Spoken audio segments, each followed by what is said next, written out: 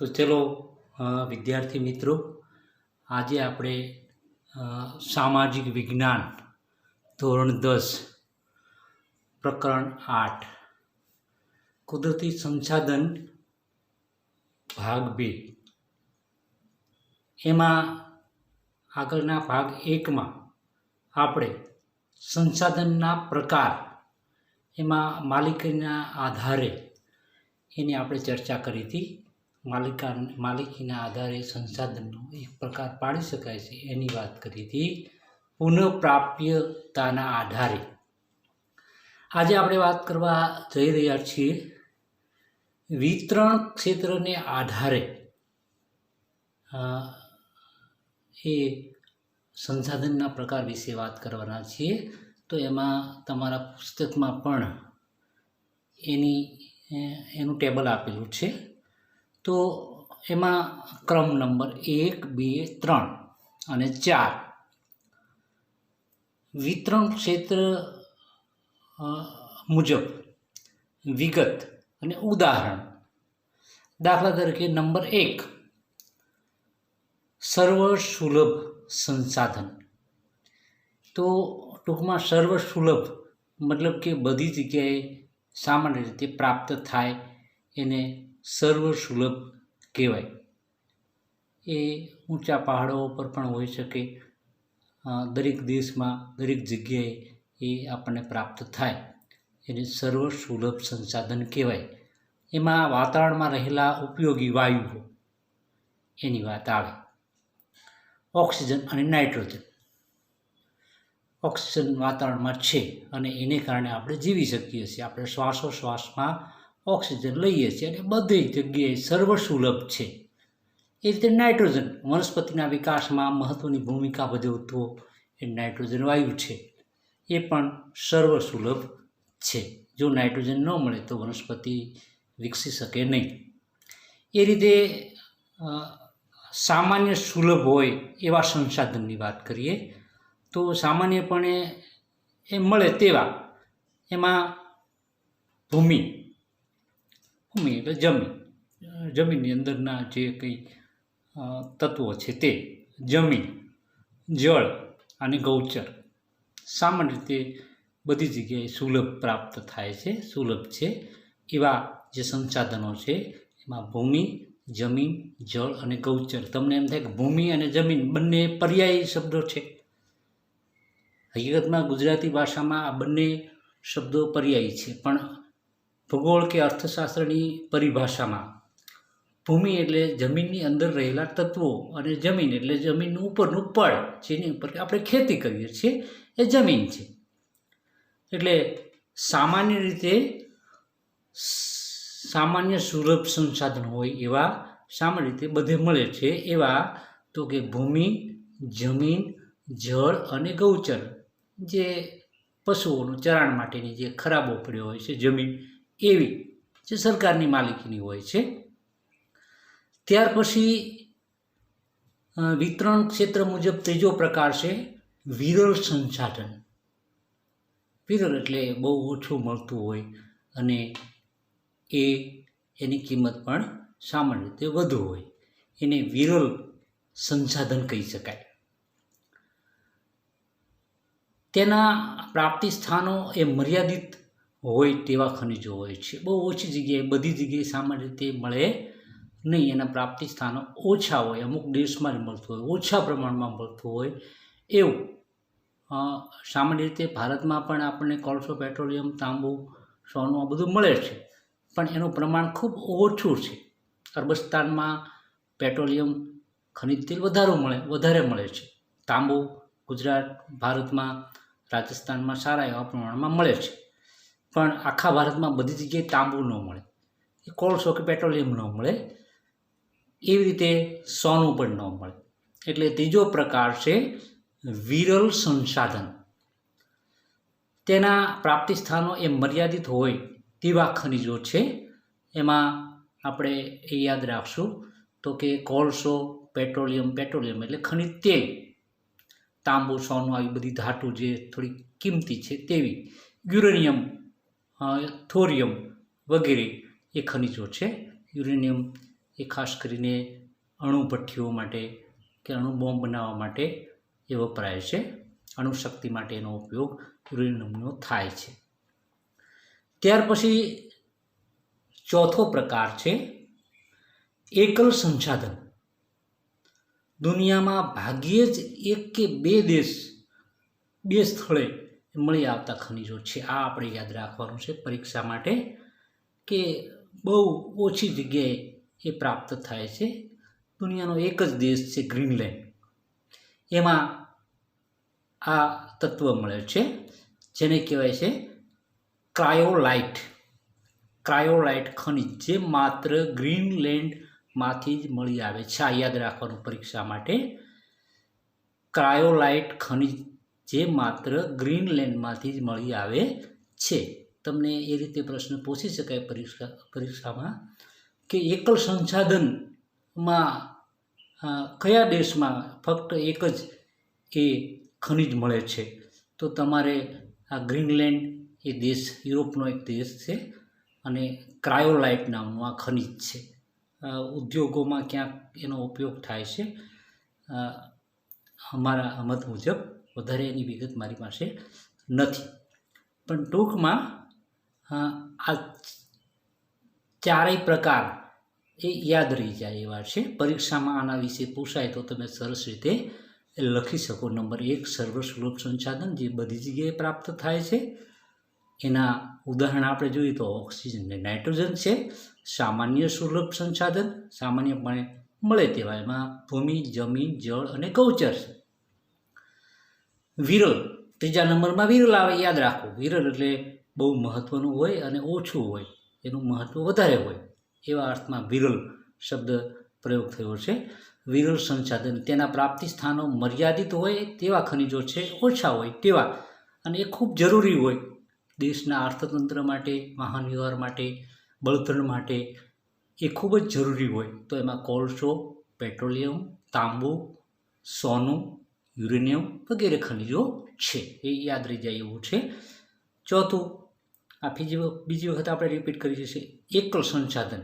તો એમાં ગ્રીનલેન્ડ દેશ યાદ રાખવાનો અને ક્રાયોલેટ નામનું ખનિજ ધાતુ એ યાદ રાખવાનું છે. આ પરીક્ષા માટે મહત્ત્વનું છે. આમાંથી પરીક્ષામાં પ્રશ્ન પૂછી શકાય.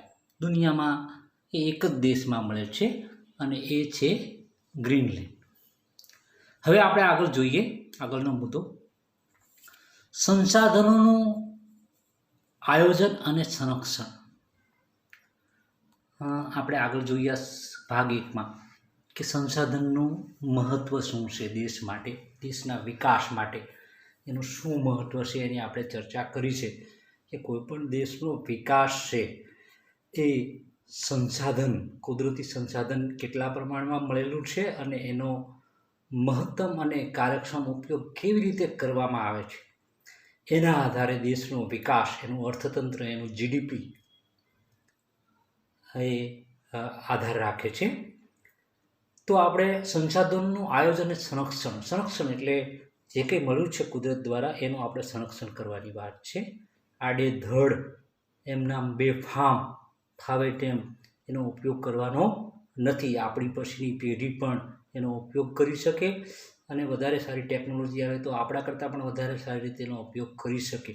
એટલા માટે મહત્તમ અને કાર્યક્ષમ ઉપયોગ કરવો જોઈએ, વિવેકપૂર્ણ ઉપયોગ કરવો જોઈએ. પરીક્ષામાં, બોર્ડની પરીક્ષામાં સંસાધનોનું આયોજન અને સંરક્ષણ વિશે નોંધ લખો.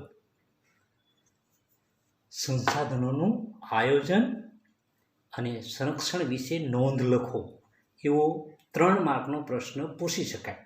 તો સહેલું છે કે સંસાધનોનું મહત્ત્વ તો આપણે સમજીએ કે સંસાધન ન હોય તો આપણે જીવી ન શકીએ. સંસાધન એટલે જળ સંસાધન, જમીન સંસાધન, પ્રાણી સંસાધન, ખનિજ સંસાધન, આવા વિવિધ પ્રકારના સંસાધનો છે અને એ ન હોય તો આપણો કોઈ વિકાસ કે આપણું જીવન એ શક્ય બની શકે નહીં. એટલે એનું ખૂબ જ મહત્ત્વ એટલે એનું સંરક્ષણ અને આયોજન પણ ખૂબ જરૂરી છે. આપણે ઇઝરાયલની વાત કરી હતી કે સરેરાશ ઇઝરાયલમાં ફક્ત 4 કે 5 ઇંચ વરસાદ થાય છે. અને છતાંય ઇઝરાયલમાં ક્યાંય પાણીની તંગી નથી ખેતીમાં, નથી ઉદ્યોગમાં, કે પછી નથી ઘર વપરાશમાં. કોઈ જગ્યાએ પાણીની તંગી નથી. એ વરસાદનું પાણી 100% રોકે છે અને રોક્યા પછી એનું બાષ્પીભવન ન થાય એ માટે પ્લાસ્ટિક પાથરે છે અને એનો ઉપયોગ ટપક પદ્ધતિ, ટીપા પાણીની આ ટપક પદ્ધતિ ખેતીવાડીમાં ઇઝરાયલે દુનિયાને આપેલી ભેટ છે. અને એ ટપક પદ્ધતિથી ખેતીવાડીમાં ટીપા પાણીનો ઉપયોગ કરવામાં આવે છે. એટલે પૂરેપૂરો ઉપયોગ કરવામાં આવે, પૂરેપૂરું એનું સંરક્ષણ કરવામાં આવે અને એનો પૂરેપૂરો લાભ લેવામાં આવે. એટલે ક્યાંય અછત ઊભી થાય નહીં.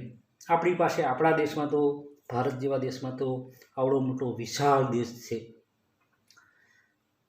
ઘણા બધા પ્રકારના, વિવિધ પ્રકારના કુદરતી સંસાધનો આપણને કુદરત દ્વારા ભેટ મળેલા છે. જંગલ છે, ખનિજો છે, વિવિધ પ્રકારના પ્રાણીઓ, પક્ષીઓ છે, સજીવો અન્ય છે. ત્યાર પછી આપણે જોઈએ તો વિવિધ પ્રકારના જમીનમાં ખનિજો પણ આપણને પ્રાપ્ત થાય છે. પણ આ બધાનું આયોજન અને એનું સંરક્ષણ કરવું એટલે કોઈ ખનિજ નહીં જ વાપરવું એવો અર્થ થતો નથી.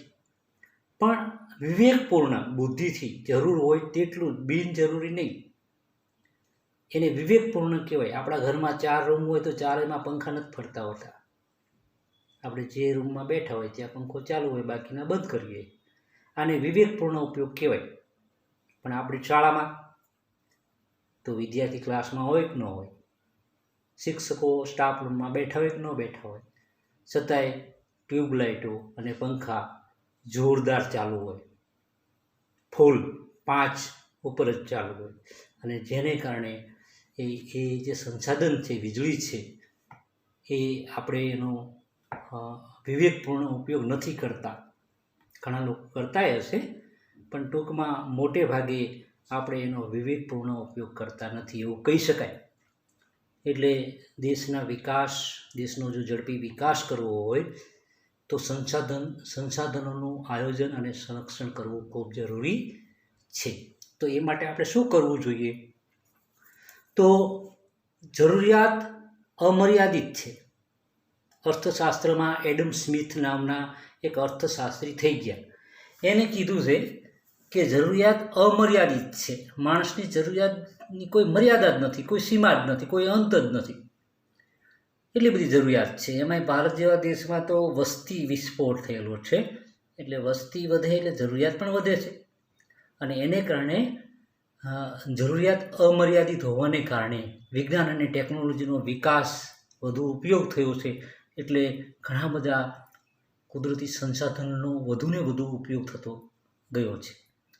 તો એ જરૂરિયાત છે એની થોડીક મર્યાદા રાખવી જોઈએ, વિવેકપૂર્ણ ઉપયોગ કરવો જોઈએ અને વિજ્ઞાન ટેકનોલોજી એવી રીતે વિકસાવવી જોઈએ કે કુદરતી સંસાધનો છે, ખાસ કરીને પુનઃ અપ્રાપ્ય સંસાધન જે ફરી વખત મળવાના નથી, એવા સંસાધનોનો એ વૈજ્ઞાનિક દૃષ્ટિએથી ખૂબ આયોજનપૂર્વક એનો ઉપયોગ કરવો જોઈએ.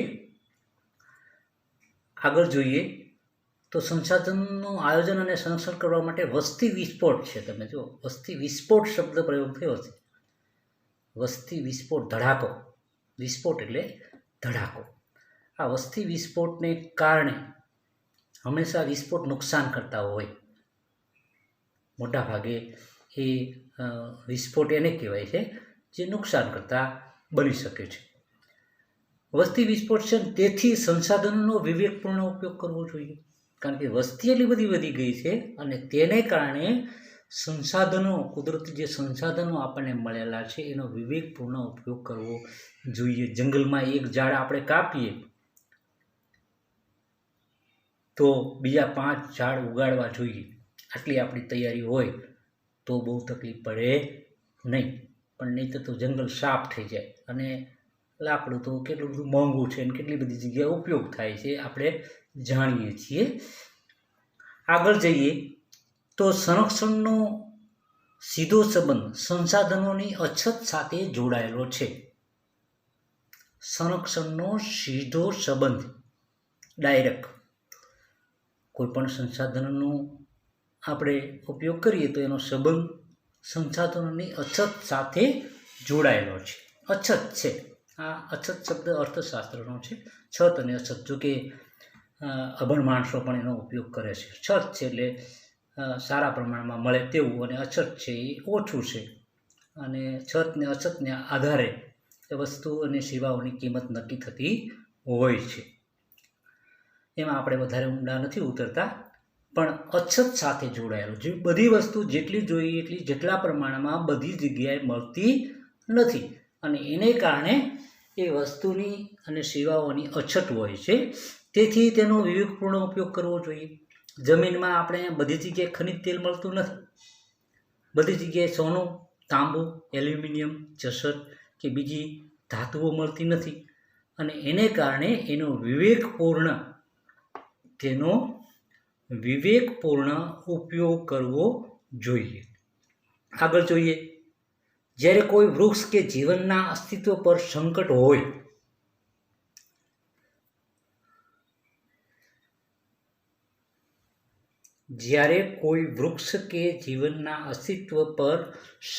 હોય ત્યારે તે માટે ગોઠવેલ વ્યવસ્થાને તેનું સંરક્ષણ કહે છે.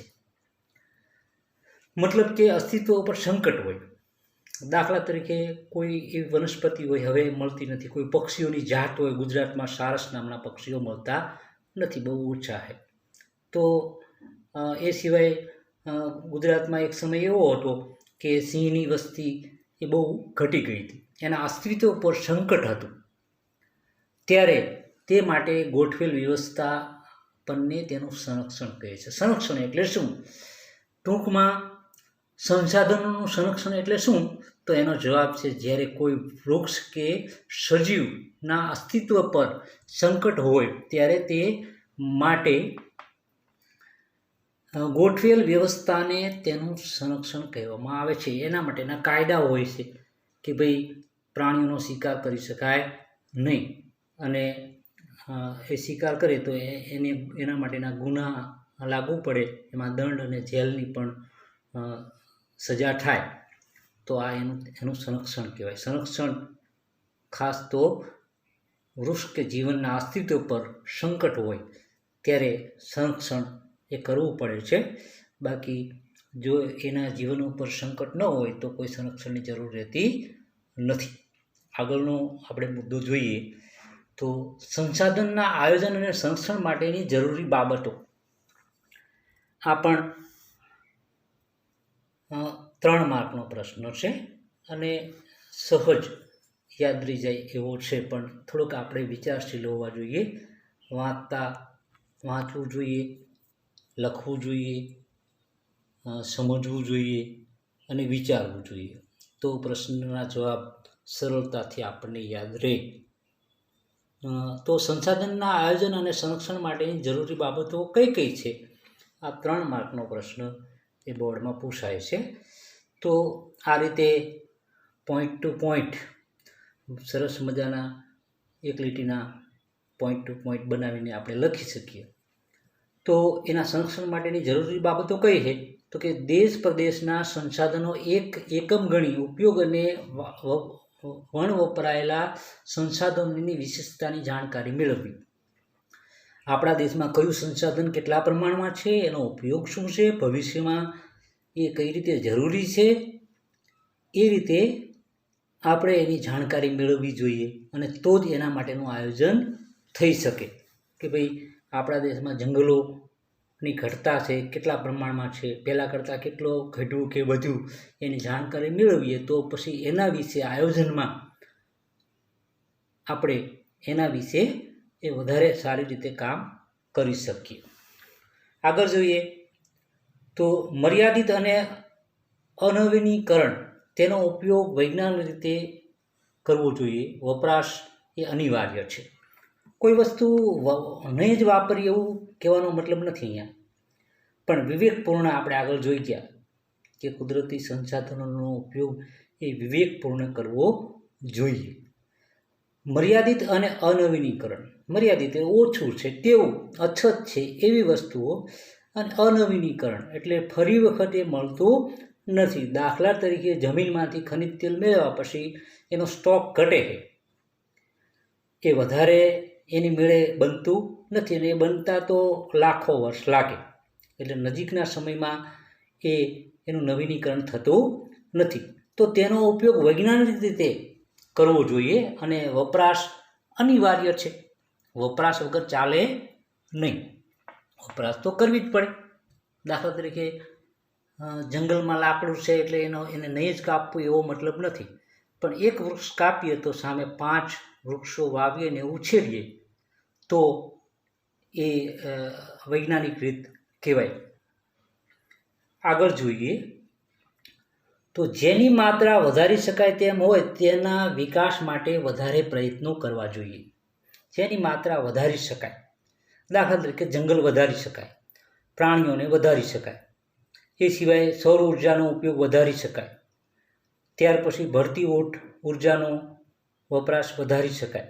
એ રીતે અમુક જે સંસાધનો છે એને આપણે વધારી શકીએ છીએ. જમીન વધારે સારી બનાવી શકીએ, ખેતીવાડીમાં વધારે ઉત્પાદન માટે આધુનિક સાધનોનો વધારે ઉપયોગ કરી શકીએ. એ રીતે આપણે આપણું સંસાધન વધારી શકીએ છીએ, જેને કારણે એ દેશના વિકાસમાં એ મહત્ત્વની ભૂમિકા ભજવી, અને બીજા જે સંસાધનો જે ફરી વખત પુનઃ અપ્રાપ્ય છે એવા સંશોધનોનો એ ઉપયોગ ઓછો થાય, અને ઓછો થવાને કારણે એની માત્રા એ ટૂંકમાં જળવાઈ રહે, અને ભવિષ્યની પેઢી પણ એનો ઉપયોગ એ કરી શકે લાંબા સમય સુધી.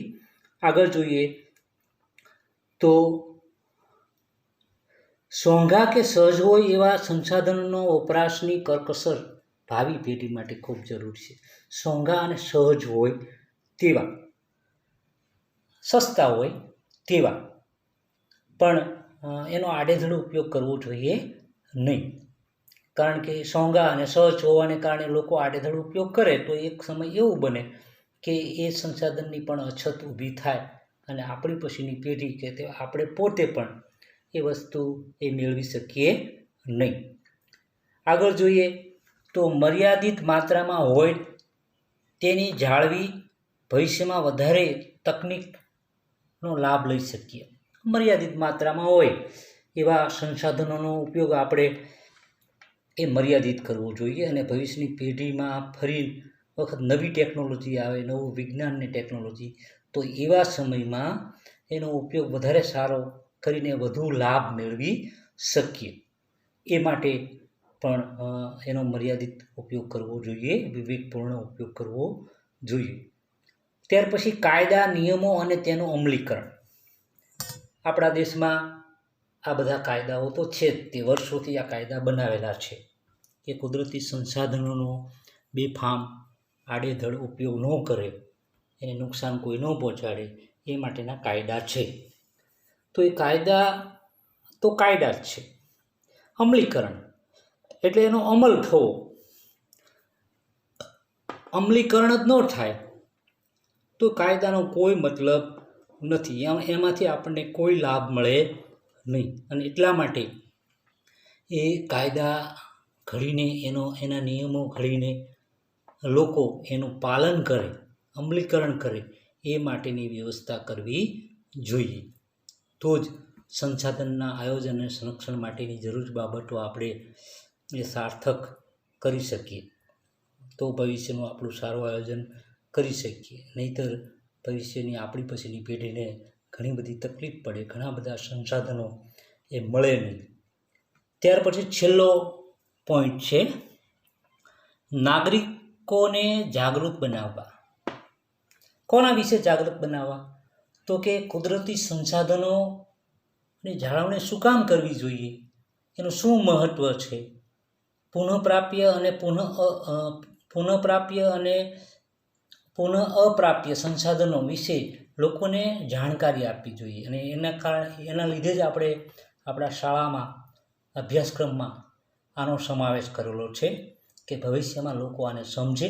એ સિવાય સામાન્ય નાગરિકોને પણ આ બાબત સમજાવવી જોઈએ કે ભાઈ જંગલોનો આડેધડ વિનાશ ન થાય, જમીનનું ધોવાણ ન થાય, આડેધડ પશુ પક્ષીઓ કે પ્રાણીઓનો શિકાર ન થાય, એ એમને જણાવવા ખૂબ જરૂરી છે. નહીંતર પછી આપણી પછીની પેઢીને આપણે સારસ પક્ષીઓ આવા હતા એવું ચિત્ર બતાવવું પડે કે આવા સારસ નામના પક્ષીઓ હતા, કે આવા ઘોડખર હતા, કે આવા સિંહ હતા. એનું ચિત્ર બતાવવાનું, ઓરિજિનલ આપણે બતાવી શકશું નહીં.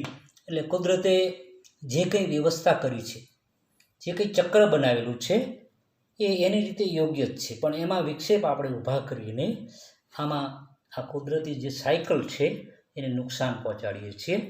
પણ જો એના વિશે સજાગ રહીએ તો ભવિષ્યમાં આપણે એનો પૂરેપૂરો એ લાભ લઈ શકીએ અને વધુને વધુ એ વિકાસ કરી શકીએ.